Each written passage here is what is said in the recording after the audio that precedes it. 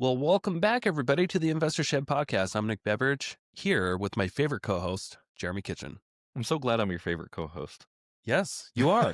I can truly say that without lying. Right. I'm the only one, so I've got to be like the favorite and the worst and the best at the same time. You know what I mean? All of the above. Right. We've had a couple other interim co-hosts. I mean, Joe Turner co-hosted a couple. She did. Couple. Thanks for letting me be here. I appreciate you. Hey, thanks for coming. Yeah. I appreciate you still doing this. After all this time, you still show up. Yeah. And it was rainy today. It was. We couldn't wear T-shirts. We could not wear T-shirts. We both schemed before the show, and we're like, we can't do a T-shirt today on the show. No, it's rainy. Rainy Mondays. Can't have it. Speaking of rainy Mondays, today is a great day to invest. Ooh, do you know what? More we'll get into that. it. Okay, We're gonna have to wait. You're gonna have to wait. But until okay. then, let's thank our sponsors for today's show. North Idaho Steam Cleaning, everybody. Why don't you say a little something about North Idaho Steam Cleaning? Well, let Jeremy? me see the clip here real quick. Just so you know, it's the steam that gets it clean. Dennis and Austin do a great job cleaning carpets and cleaning upholstery. Do they clean couches and stuff too? They do. Okay, cool. Oh, yeah. Anything that can be cleaned. Yeah. But they specialize in residential and commercial flooring. Okay. So if you guys need steam cleaning the right way, you know who to call. North Idaho Steam. North Idaho Steam Cleaning. Call Papa Steam. That's Dennis. Call your poppy. Call your poppy. Get some steam cleaning done. Okay. Yeah. Excellent work, boys. So thanks so much for sponsoring us as always. Yeah.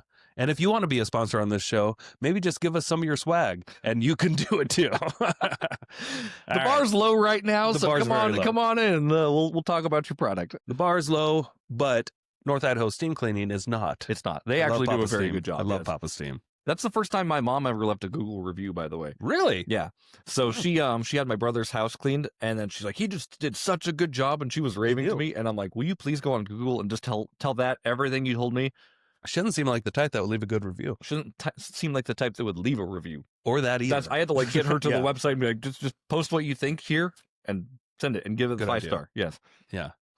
So anyway, today, Jeremy, I'd like to talk about, we talk about obviously real estate on the show a lot, different types of investing. I'd like to talk about a strategy of how to just set it and forget it on multiple different platforms and occasions in your life on how to be a better investor by simplifying the process. I love it. If that makes sense. Because what most entrepreneurs struggle with is consistency. It's true. And in 2025, even though it's actually 2026 when this episode comes out. Yeah. We're not watching it live, whatever. But we have so many freaking amazing tools that will automate your investing in multiple different ways. Automating your savings, your investing, your systems, to where you can just set things up kind of once and just show up daily and cause a massive amount of financial damage. Right. In a good way. Yeah. It's unfinancial damage, I think. I mean, good damage. Yeah. Good damage. There's no good damage. Like you're not. Oh, there can be. Okay, tell me more. Like a tsunami. That's good damage. Can be if you love water. I think people who have been affected by tsunamis say that's not a good. They're not like, yes! Tell that to the starving kids in the desert. Who don't have tsunami problems. Okay. So an example, let's just start right off with one of the most common themes as a real estate investor. I run into people all the time that they say they maybe do want rentals. They know rentals is a good real estate investment to have. Yeah. Not just good, but like definitely proven. Right. But almost everybody can agree they can be, if you're doing it wrong, a huge pain in the ass. Sure. People don't want to deal with tenants and toilets. Those are the two big things that you hear. Right. And fixing things constantly. And maybe they don't have $100,000 down to buy a $400,000 house. Right. And it doesn't even cash flow. It comes with a lot of negativity. Yeah, absolutely. Which is well deserved in some cases. It's do your own due diligence. Like not every deal is going to be a cash flowing deal in your pocket. No. So, but there are the exceptional deals. I mean, if you hunt and if you create the right type of property with the right type of cash flow, I mean, it's a far superior investment to most things people invest in automatically. Yeah. But once you have found and done all that work to find something that actually does cash flow, and you have the resources to buy it, whether they're your resources or somebody else's, you can then do something incredible that some people forget or flip or don't know that they can do. But you can take the ongoing maintenance, the ongoing tenant problems, the ongoing repair issues, the ongoing state of anxiety of what's going to happen next. Right. And you can just give it to somebody else. Okay. And that is called a property manager. Yep. And Knew that's not every going. real estate investor that I know has a property manager. A lot of them do it themselves. Yep. I have a property manager. I used to do it myself. And then when I hired a property manager, the right one, I was like, holy crap, what was I doing? Right. So what made you do that switch just in the first place? So it was the moment that my tenant asked to break the lease early. Okay. And I was okay with it. But I knew every time they called, every time they texted me, I had a state of anxiety. Right. And I knew I was a people pleaser. So if you don't have a property manager, by the way, you're on call 24/7. Sure. There's no like you. Oh, yeah. You have to be able to take phone calls and field things that happen. Like I can't go to Europe and be out of phone service for 2 weeks. Right. If my tenants, if all of a sudden their house floods. Right. Or the water heater breaks. Right. And then it's like, oh crap, I got to deal with this somehow. But I'm not even available by phone. You can run into some serious problems there. Yep. Because you weren't able to fix their problem, you can get sued for that. Absolutely, by not being available. You can absolutely get sued. I can't think of any examples, but you can absolutely get sued. But you can absolutely hand this problem off to somebody to deal with all the phone calls, the tenants, tenant placement, tenant screening. Those are the same things, by the way, but they're important.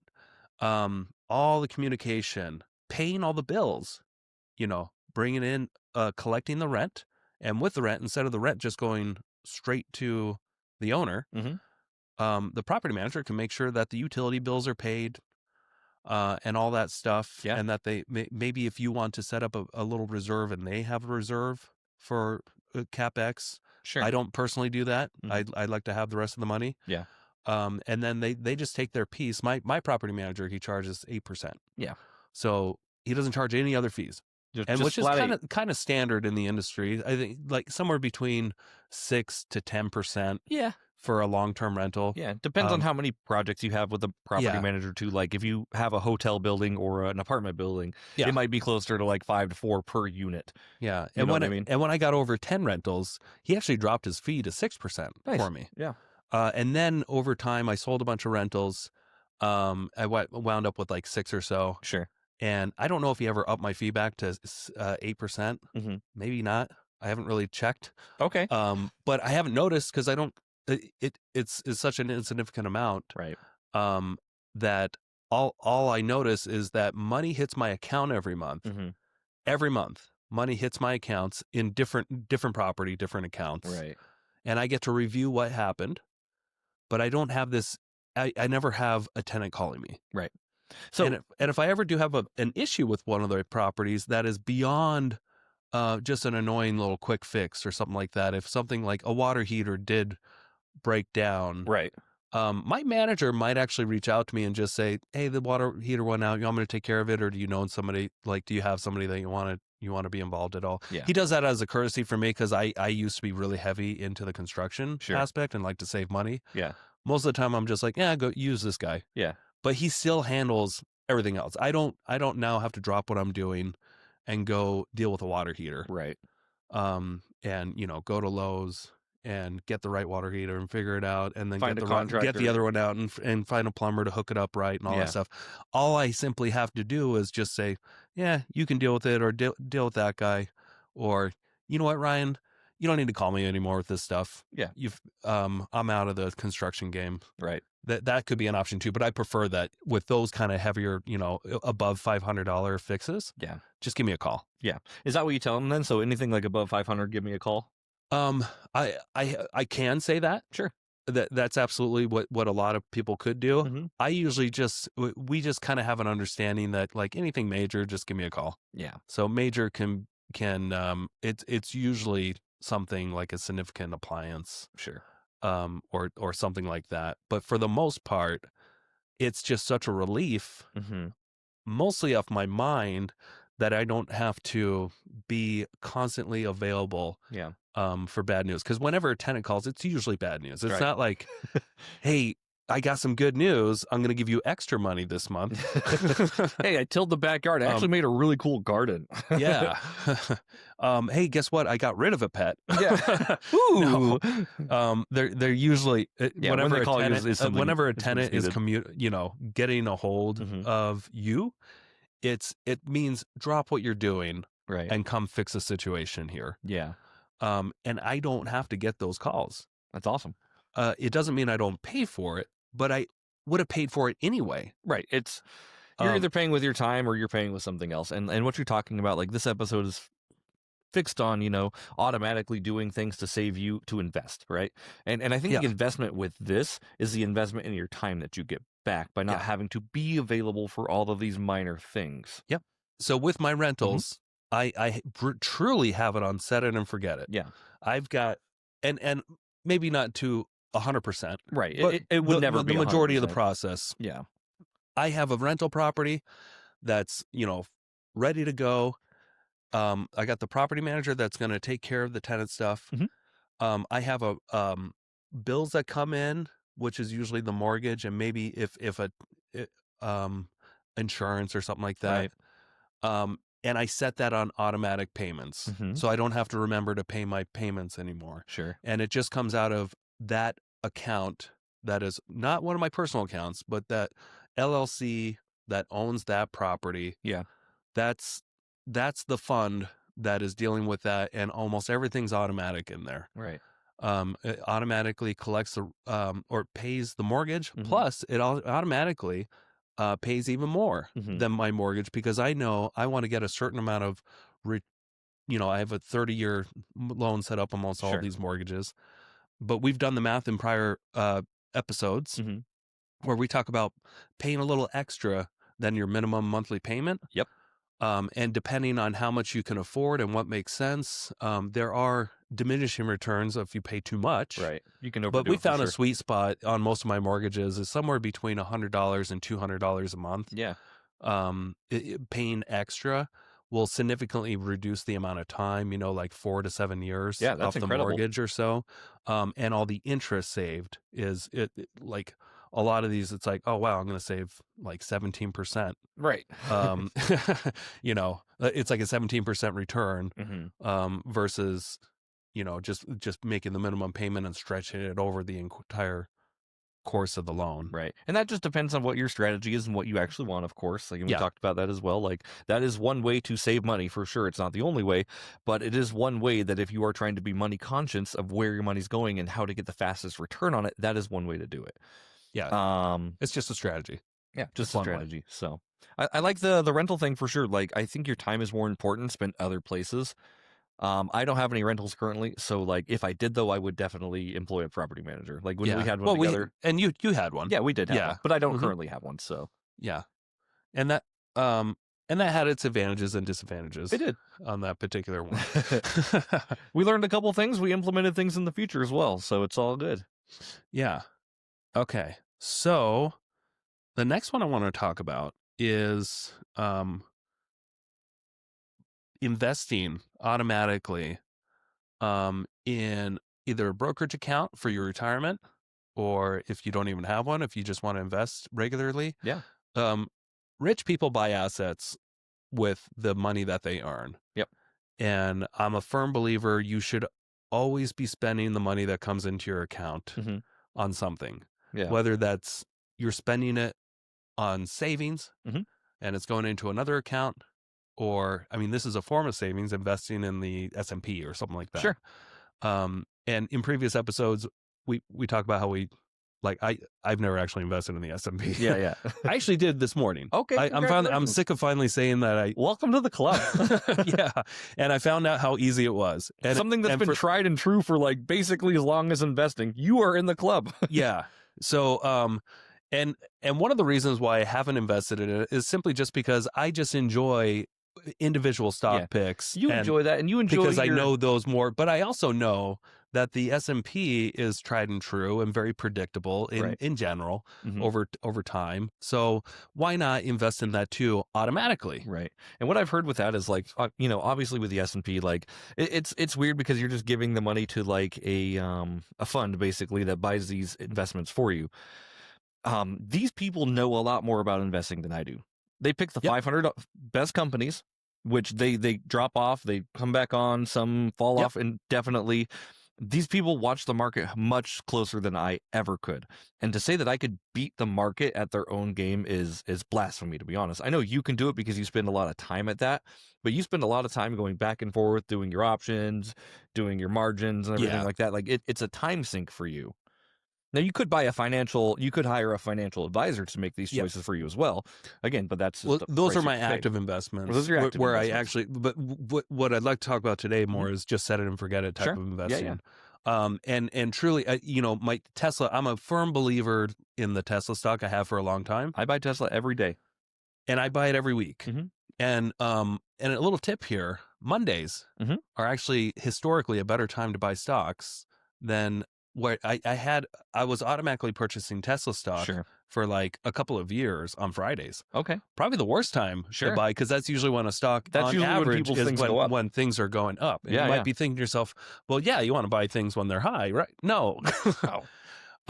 So historically, this is kind of a fun little stat here, and I looked it up on Grok to just get some proof here. I was trying to figure out, okay, if I am going to invest weekly, automatically for who knows how many years, let's at least be a little tactical about when, what day of the week historically has some sort of a pattern of maybe being a low day. Sure.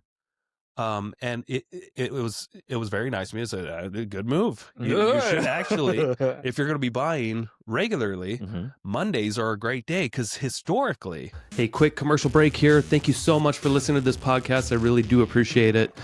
If you want to give back, let me help you buy a house, or I can help you sell a house. It's the only way I make money when I'm not investing in real estate.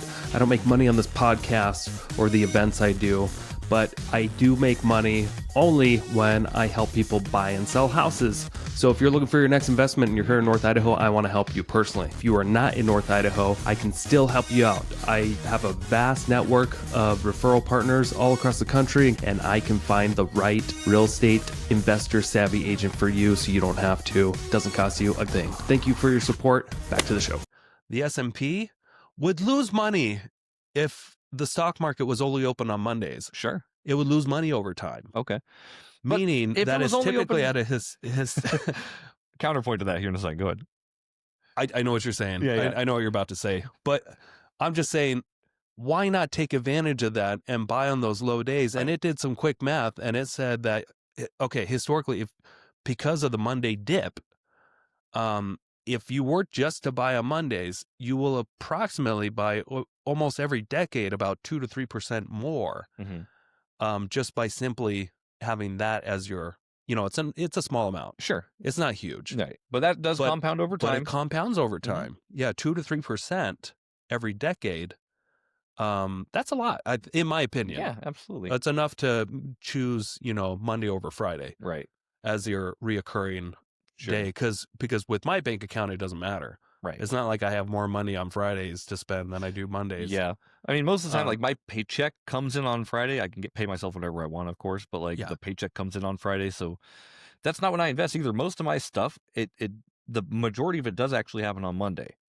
Yeah. And what happens is, so like on my accounts, I actually invest all of my, I do VOO, VTI, bond. So what's VOO is something I just bought this morning. That's the Vanguard S&P. Yeah. And then I've got a small market S&P 500 that I work on too.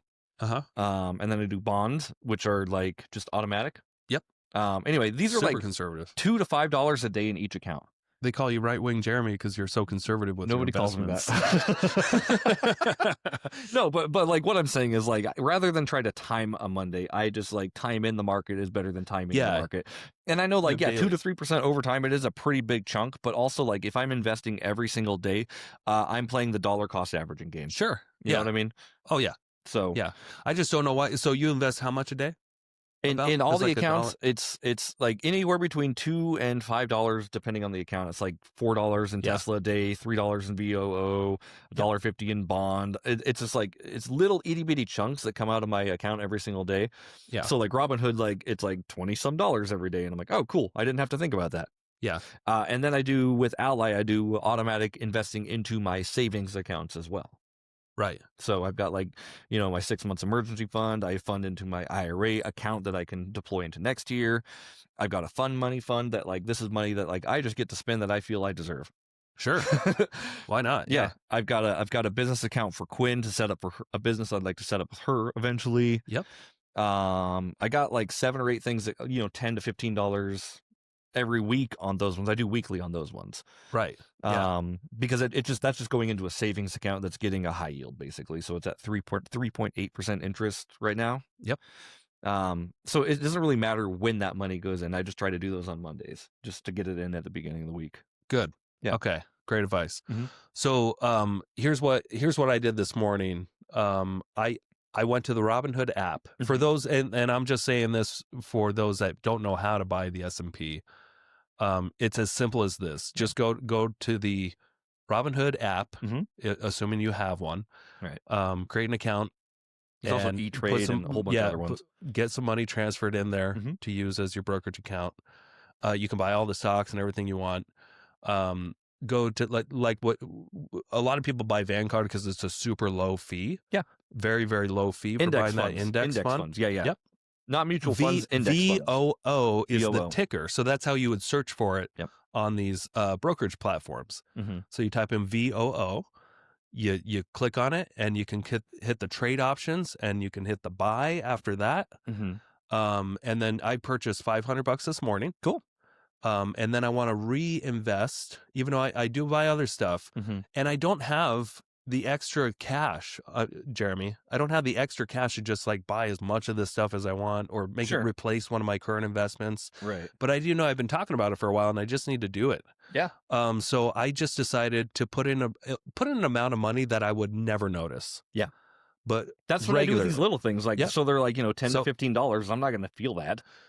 So I put in the $500. I barely. That's like a little tiny pinch for me. Yeah. And then I set up $25 a week. Cool. On Mondays.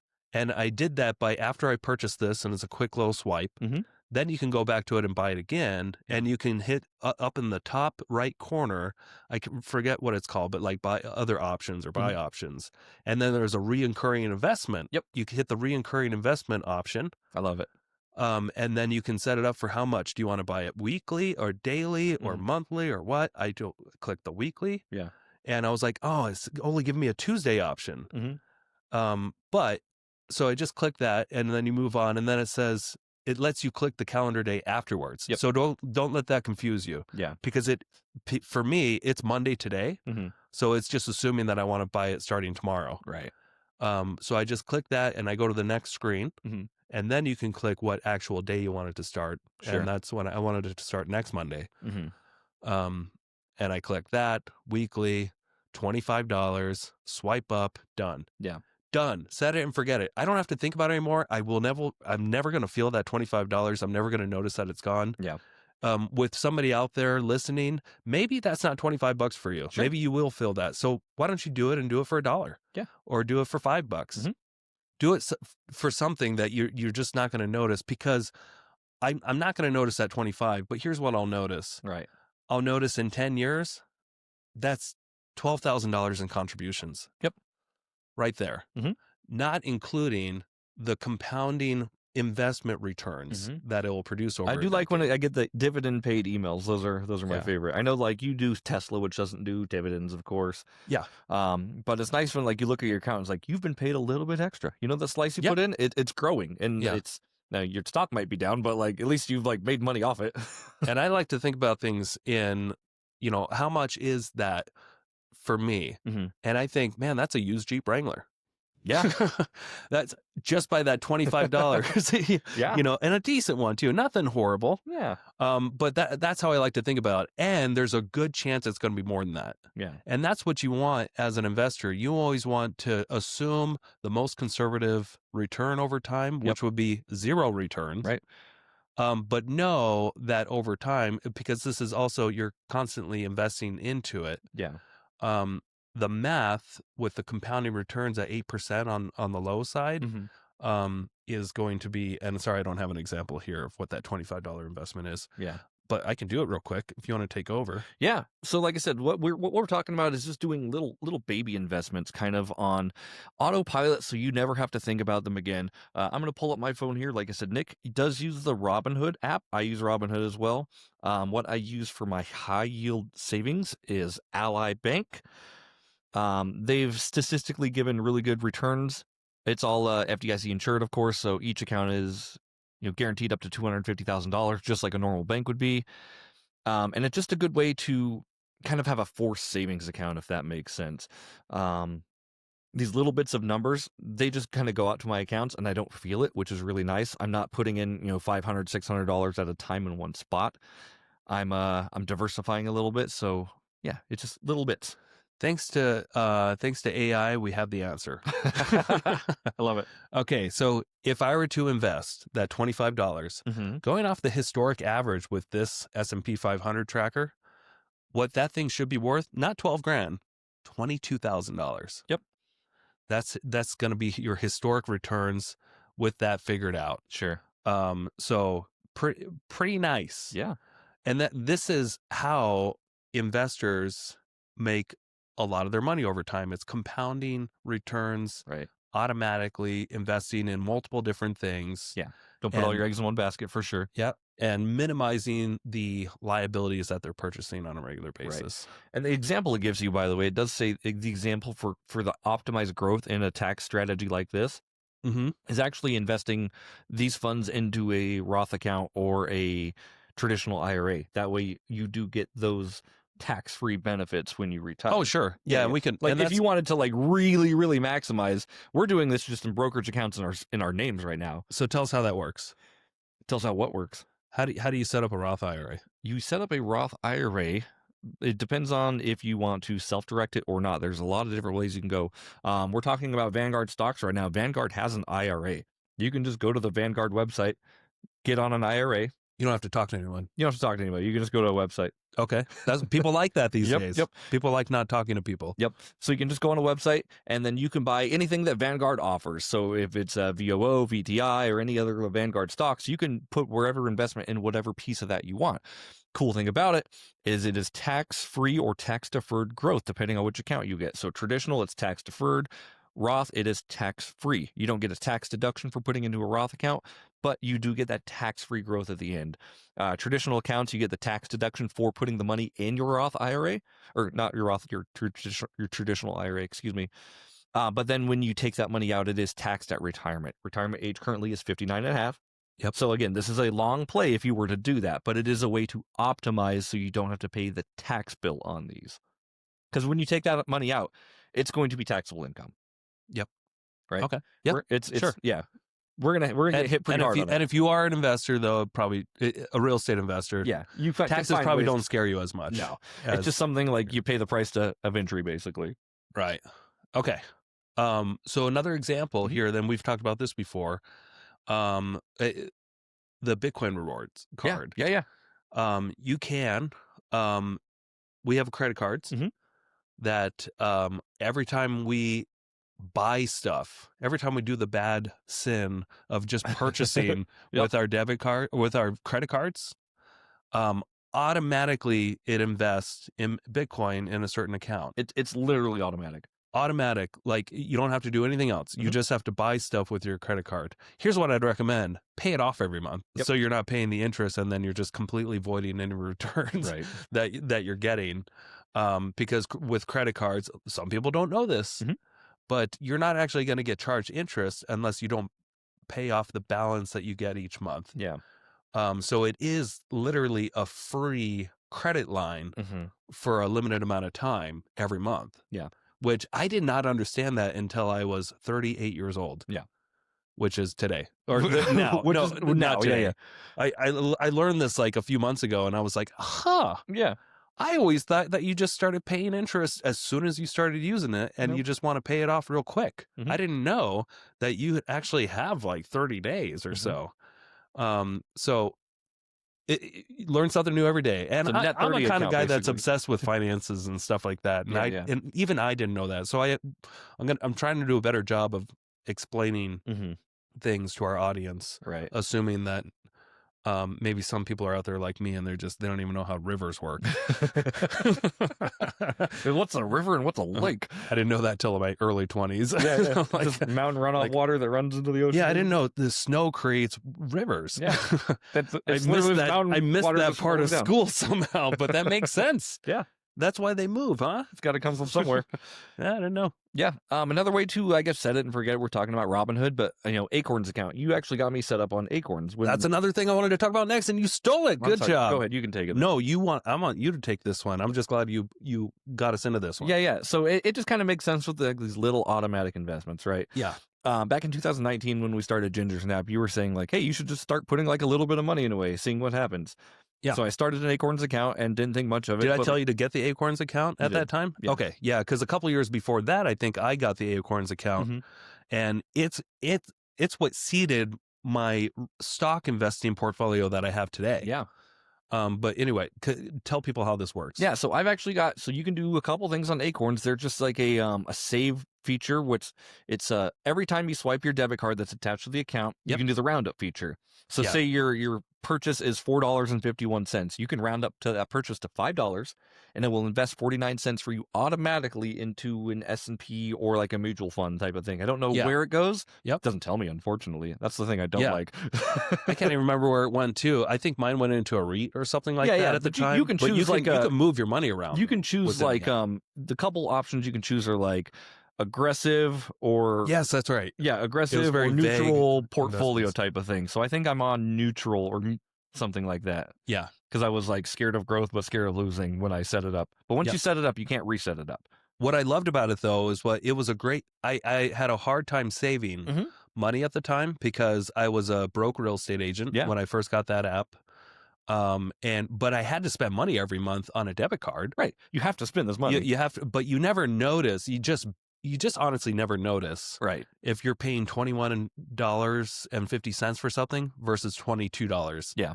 And so how it worked again, you buy something for $21.39. It's going to round up as if you purchase something for $22. Yeah. And it takes that change and it invests that change into an account.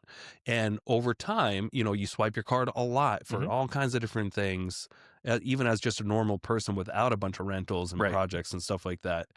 I remember saving up, and it was a lot for me at the time, but like maybe a decade ago, like $2,000. Yeah. And that was a lot for me at that time to save up because I was almost broke every month, like could barely make the bills, but I still made it somehow. Yeah. And then I think I took the $2,000 or $3,000 that I saved it was quick too. It was like 6 to 8 months. Yeah. And I may be wrong about this. I'm doing the best I can to remember. Yeah. Yeah. And then I remember taking that money and investing it into Tesla and then really kind of growing it from there. That's kind of what I do with it. So like I've got 2 accounts. Actually, I have another Roth IRA through Acorns. This one, it's a smaller Roth, and we'll talk about my Roth and what we do with that here in a minute. But I've got the Auto Invest account, which does the change up. And then I actually contribute to that too. So I do $5 every Monday. I just throw it back into this account because, again, it's like a $5 thing I don't notice. But then when I go look into the app and I'm like, oh, there's like $2,200 in this account. Yeah. I can go buy Christmas presents with that this year, like without thinking about it. Yeah, totally. And that's really cool. The Roth, this is the only Roth that I have that's actually invested in stocks. So this Roth account is invested in the stock market. Yeah. This one, so the Roth limits have been the last couple of years, $7,000. What I do is I invest $1,000 into this account for stocks, which is not a lot. Yep. And then I do $6,000 into my Roth IRA that I invest in real estate deals. That formula might change, but that's where I was at the last couple of years. And now that just grows automatically. So like while I log in, I'm like, oh, that thing's up to like almost like $3,600. Sure. And I've only put in like 27 or something like that. Yeah. It's pretty cool. Yeah, 100%. Yeah. Now, there may be some naysayers out there thinking to themselves right now, but it's all your own money. Why don't you just save it? Or you'd even really, like, you had that all along. Like, there's some people I know that are thinking this. They're just like, I don't get it. Like, you're not creating new money. It's just there. However, I feel like these small little automatic habits really do make a huge difference because everything we do is emotional. Yes. Every decision we make almost, even especially with our finances, it's emotional.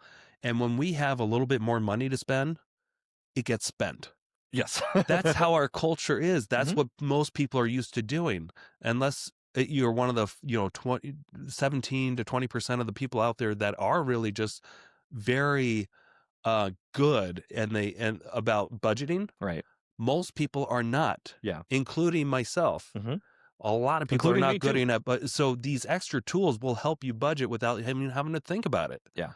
Because if you have at the end of the month, $700 left versus $400 left, the person with $700 will probably just buy a new sweater, but they'll buy things to get back down to what they're used to, that 400 left in their account. It's true. Oh, I got a little extra. My wife was a perfect example of this. Don't worry, she doesn't listen to the show.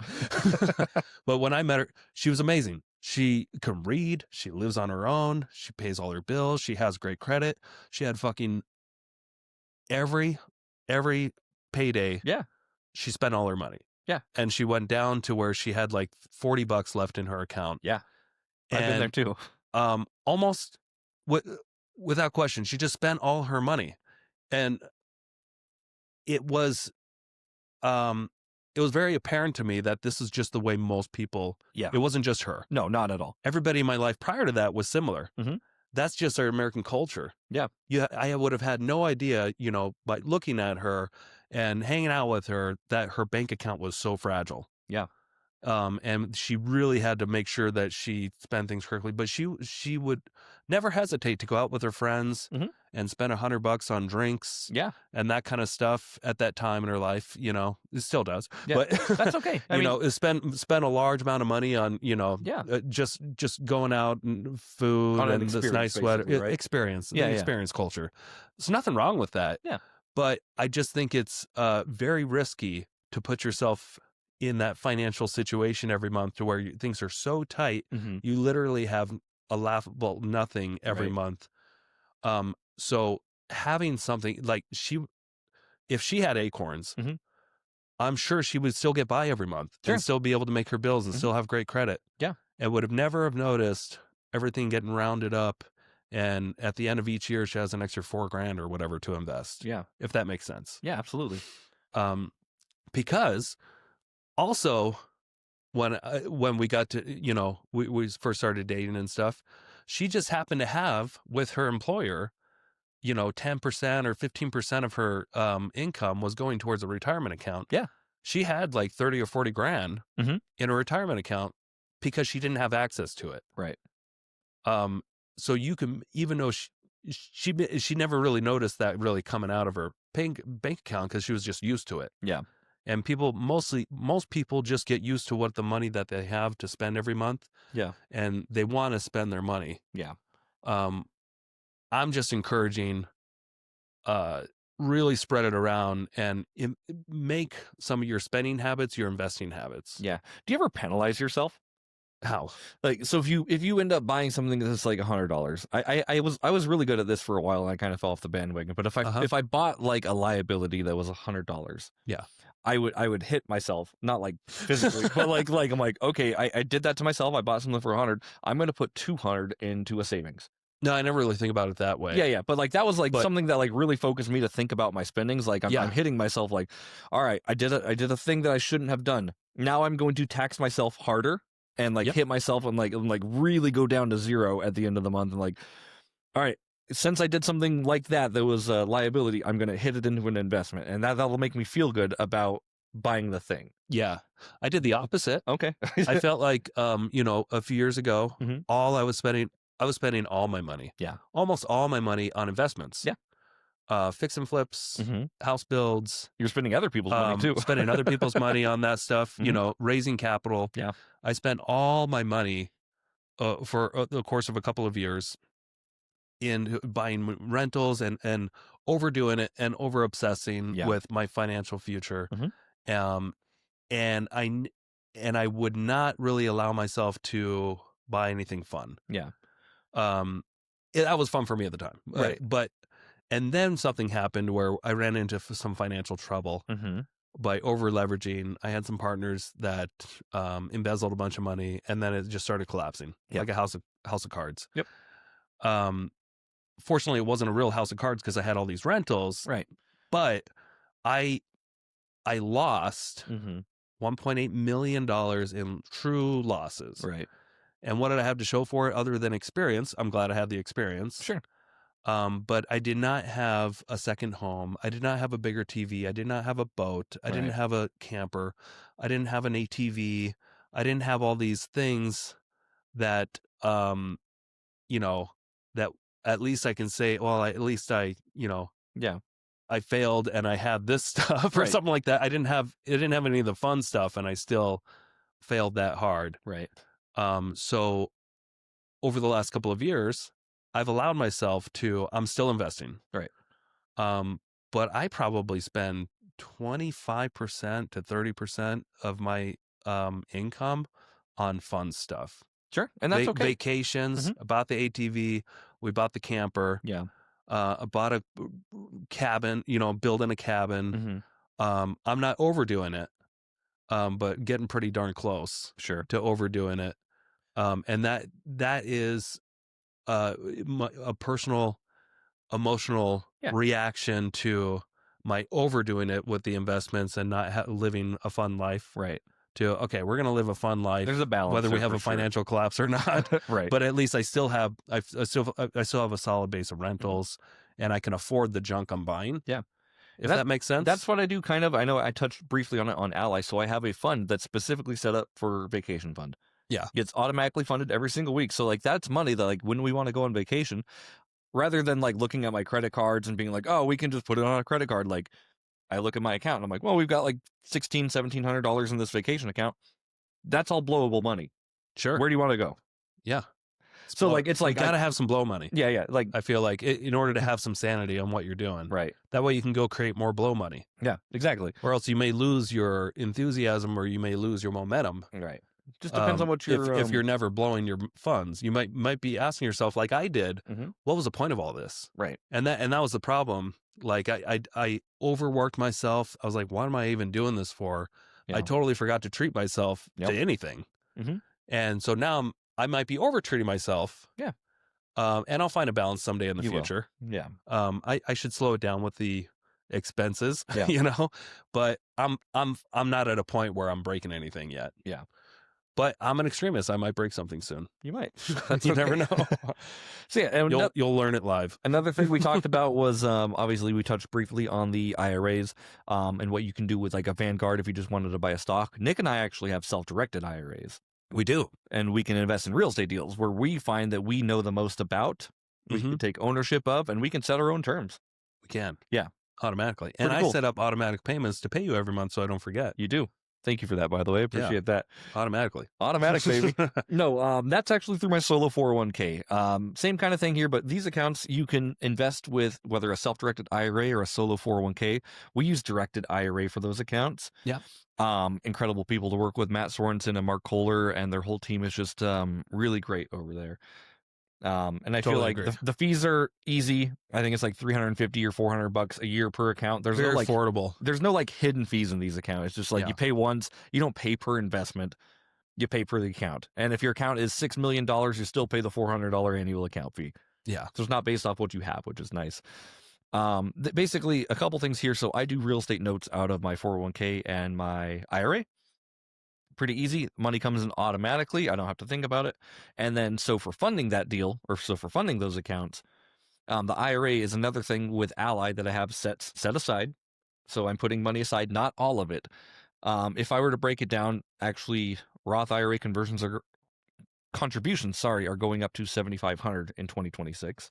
Oh, okay. So rather than $158 a week, it might be closer to like $172 a week. If you wanted to max out your Roth IRA, that's how much money you have to put in every single week. Which I think people should try. Yeah. Try to do.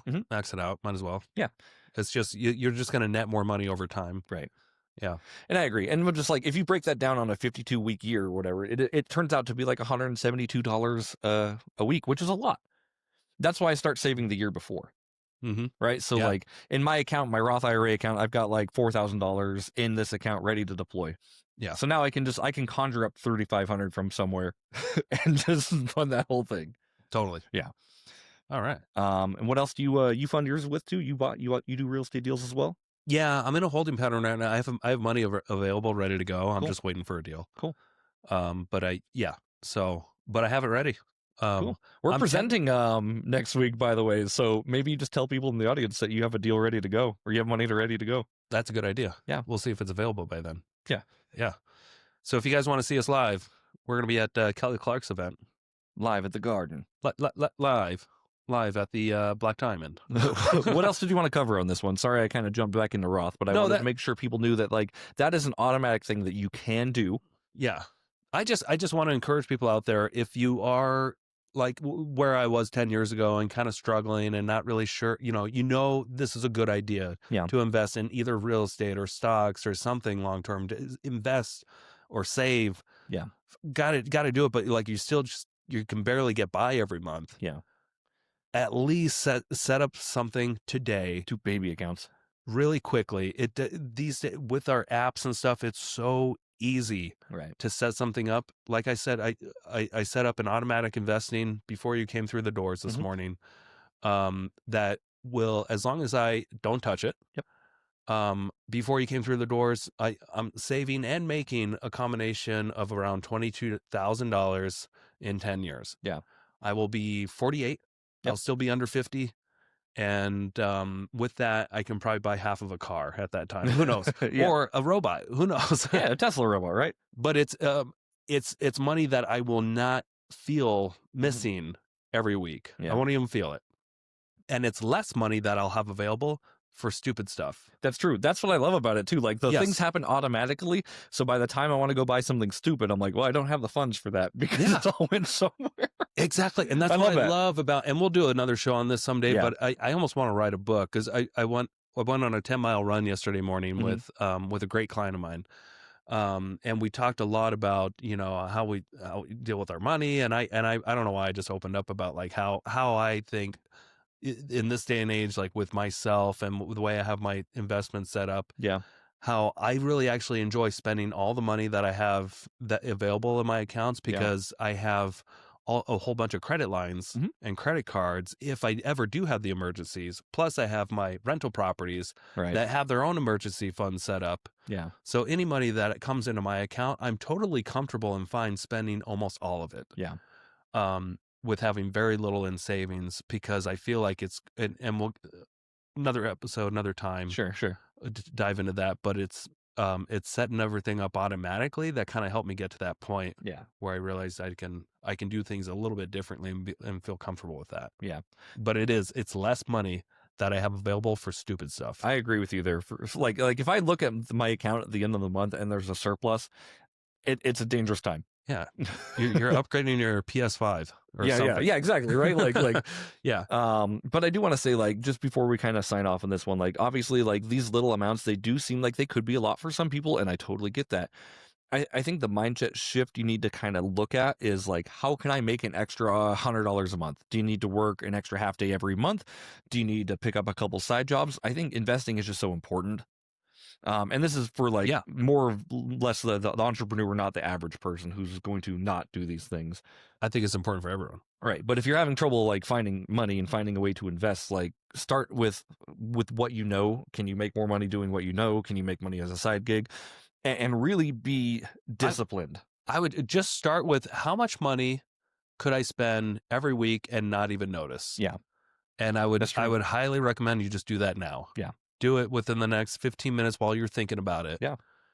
Because you probably won't do it if you let it go much longer than that. Yeah, it's true. But for me, I felt like $25. I could probably do more, but I felt definitely $25. I'm never going to feel or notice ever. But I will absolutely notice that 10 years is going to go by quick.